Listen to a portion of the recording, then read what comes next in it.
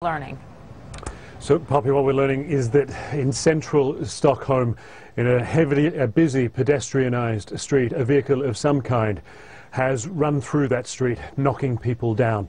That's essentially it. We're at the very earliest stages of understanding precisely what has happened here. Police say they are on the scene, they are investigating, people have been hurt. We don't know how many or how badly.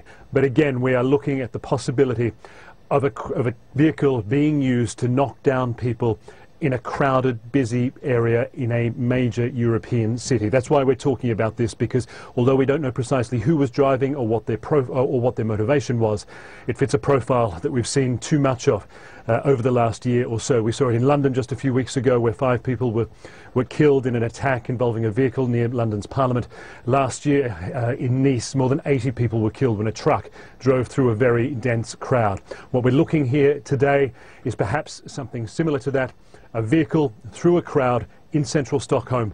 Police are working to determine just why and how this happened. Back to you.